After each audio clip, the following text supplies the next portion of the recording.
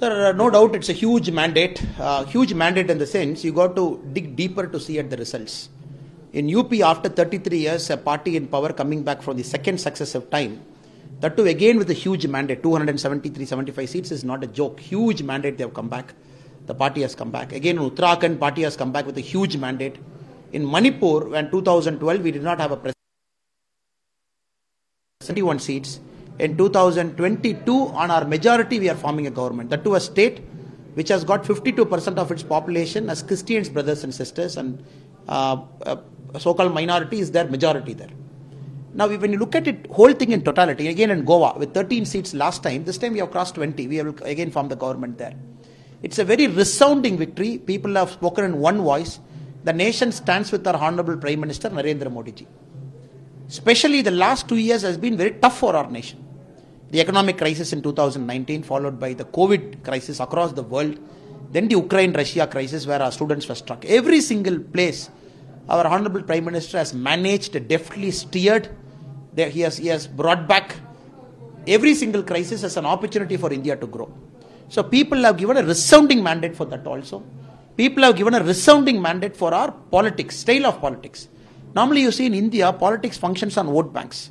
You will either have a caste or a religion or a family based on which you are doing politics. Modi ji has broken it. 2014 is broke. 2019 he broke. 2022 again is breaking. Meaning UP as a state, it's a very complex state, very myriad kind of religion, caste and everything. That is how Akhilesh Yadav ji has stitched his alliance. The whole alliance was stitched on a caste pattern. But BJP's alliance is development pattern.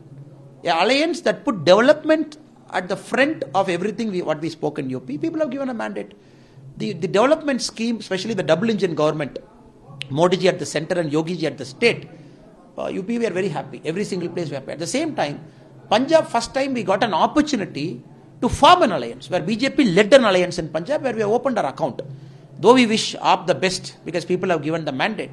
At the same time, BJP will also emerge stronger in the coming years in Punjab, no doubt about that.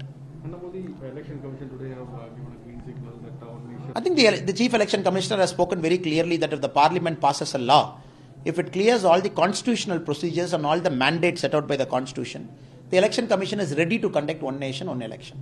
Though it's very complex and huge. India always had a one nation, one election in the first 3 elections. Then what happened later after the Congress started dismissing state governments by using 356, then the election pattern got changed. So BJP is ready for anything. Especially the Tamil Nadu BJP, we are ready for anything. And people are starting to give their love to Tamil Nadu BJP, especially the love to Honorable Prime Minister Narendra Modi ji. The coming years, we will also make a mark here and strengthen our Prime Minister Narendra Modi ji's hand. Our Honorable Prime Minister has spoken on record that family politics is a threat to vibrant democracy. Especially in a state like Tamil Nadu, which was growing very well even before 1956.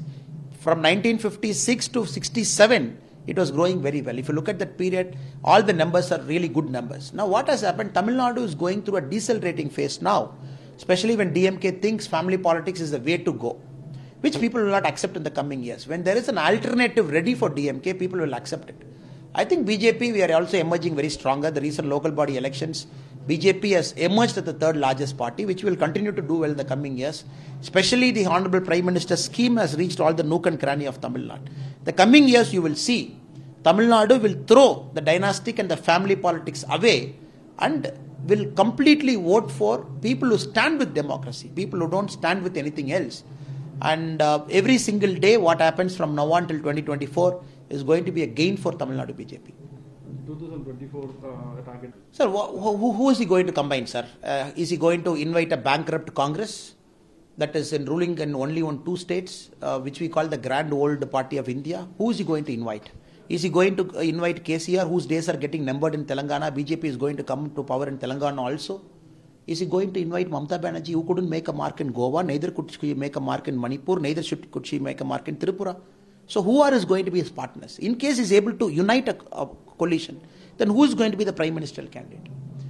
This election has shown very clearly there is no alternate front to BJP. People are with Modi ji, people are with BJP. 2024 you will see a larger mandate, a resounding mandate. Then Modi ji, third time when he comes as Prime Minister of our country, it is going to be a huge, it is not only symbolism wise, But for the whole of world, it is going to be a huge message then. On the part of This is coming from a leader who is planning to shut his own shop. I don't know next holiday where will he go.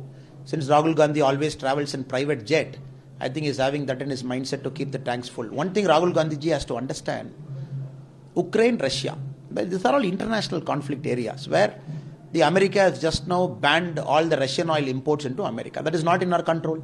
Now you will see a huge price rise. The oil which was around $85 per barrel before the war is at $139 now. The war itself has pushed the price by about $54. Secondly, not only the oil price, India imports all of its sunflower oil from Ukraine. 86% of the world's sunflower oil production comes from Ukraine. So these are all very, very complex things which a person like me, I'm not in a position to answer. There are economists for that, ministers for that, the government is for that. But all said and done, Modi ji is the only person in Deepavali who gave people a gift by reducing the petrol and diesel prices by 10 rupees on that day, 5 rupees on that day. We are standing in a state where the government has promised it will reduce the petrol price by 5 rupee and 4 rupee. Nothing they have done. So the coming time also you will see, sir, whatever decision Modi ji is making, the government is making, it is for the interest of the nation. At the same time, we also have to be very conscious of the fact many things are not in control. What is happening in Ukraine is not in our control. What is happening in Russia is not in our control. What is the decision that America is taking is not in our control. So this government is pro-poor, pro-backward classes. Mainly it is pro-India. So all the decisions will be in that direction. what's the comment about the Tamil Nadu? I've said, sir, it's very clear. You need not even wait for the budget. March 18 is going to be price rise by the government. Tax rate increase by the government. They've already given a trailer. A government which thinks by increasing the price of a liquor bottle by 10 rupees and mobilizing 2,000 rupees from there can run a government. I don't know what is the Dravidian model of development they're talking. You think by increasing the quarter price, you mobilize that extra 2,000 crore and thereby you increase your total net revenue from Taas to 35,000 crore with a deficit budget of 70,000 crore. You think you can run a state. The whole model is faulty because this model is built on corruption. This model is built on cut money. This model is built on 20% you give commission. This model is built on family politics. This model, what they wrongly call Dravidian development of model, is actually a DMK model. It is not Dravidian development. It's DMK model of development. That will be reflected in the coming budget also on March 18. One question is about bail and what is your bid for it? I wish Perarivalan the best of luck because central government was very clear in the Supreme Court bail hearing. We have objected on certain grounds which we have been consistent from 2014. The court, after inquiring into both the sides, have given a bail. So what is there for me to comment? I wish him all the best. How are you going to capitalize this winning momentum in Tamil Nadu too in the coming election? Work harder, work smarter, reinforce our thinking again, strengthen our Honorable Prime Minister Narendra Modi ji's hand. It's time that Tamil Nadu BJP has to got something to give to our Honorable Prime Minister in 2024. Tamil Makkal has already decided they will give their love in totality to our Honorable Prime Minister. 2024 elections will be a proof of that.